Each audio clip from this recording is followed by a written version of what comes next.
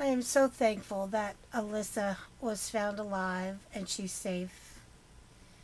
And I'm thankful that this Paul Sterling Smith took his life by his own hands, because apparently he was very troubled. The unfortunate part about this is this story will be out there forever. And Alisa may, at some point, possibly not have memory of what happened to her until she Googles her name one day. And then everything is going to start all over again. And this is the sad part about this story, is that what happened to her will be able to be searched online.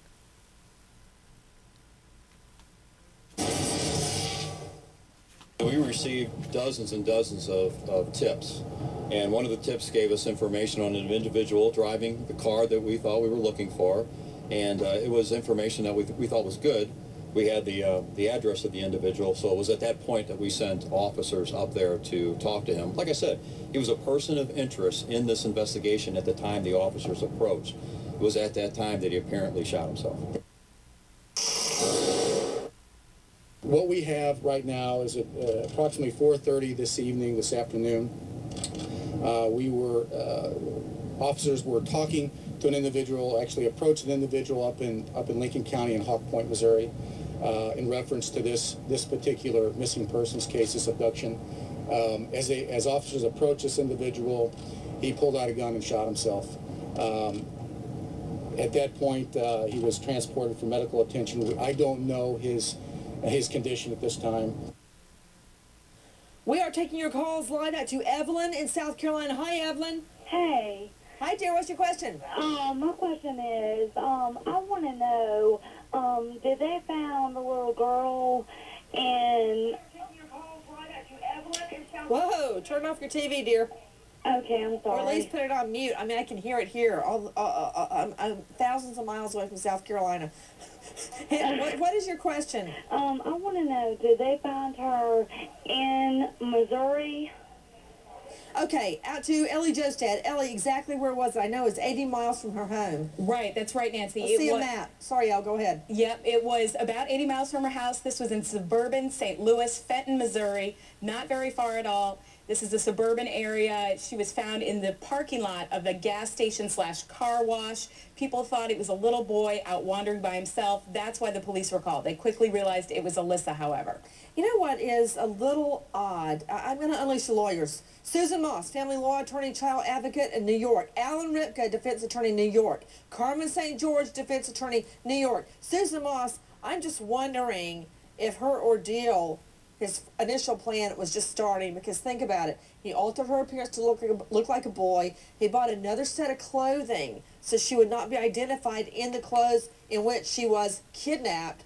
It sounds as if he was going to keep her around for a while. If he had just planned on attacking her and killing her, as is normally the case, he would not have gone to all the trouble of cutting her hair and changing her clothing. And what worries me most is the fact that he cut her hair. And remember, this suspect was allegedly convicted of sodomy. So I'm really worried about the true reason why he had cut her hair. Maybe it wasn't just to keep her away from others and being discovered. Maybe it was for something more sinister. But I think he knew he was going to be found, so he put himself in the ground. You know, Sue Moss, as awful as a potential molestation would be, for many of us that have been crime victims in cases that resulted in murder, you look at things differently.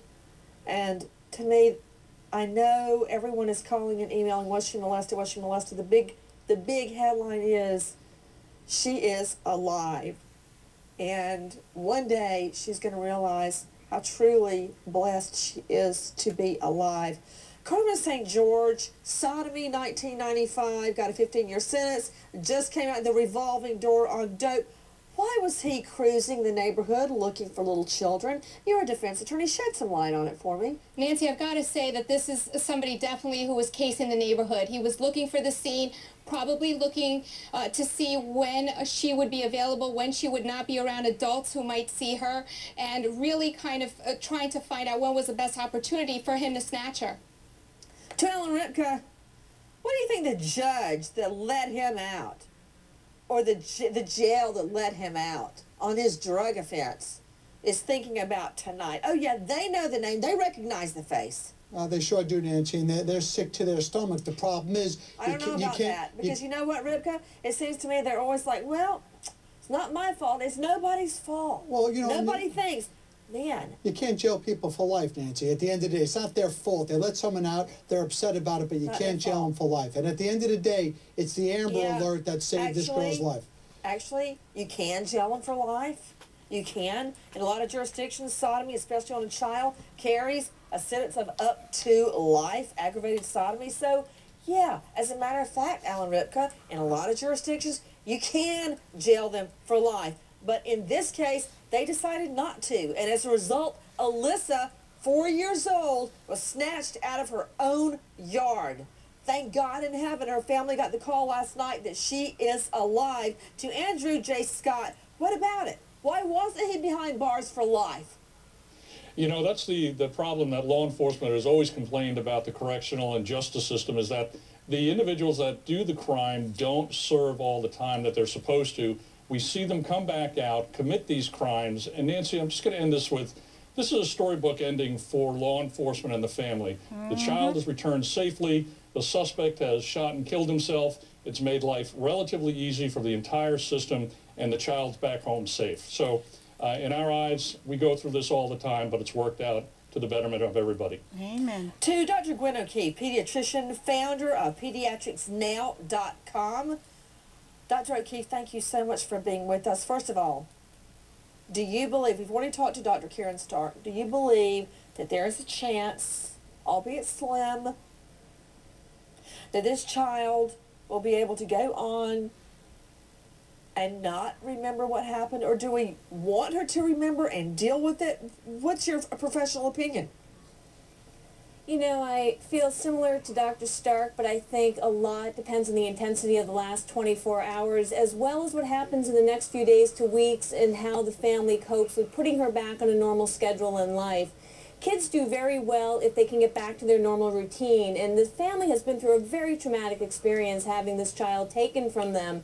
They are going to need a lot of community support and family support and helping them feel secure. What do you make of Alisa being released from the hospital so quickly? I think that's very reassuring, Nancy. I think that they really feel comfortable with her physical exam and how she's doing emotionally. So I think we can take that as a very good sign, and that bodes very well for how she should do in the future. I do too. Everyone, as we go to break, we are taking your calls live. The headline, Alisa has been found alive. And very quickly, I want to thank all of you for supporting my first novel.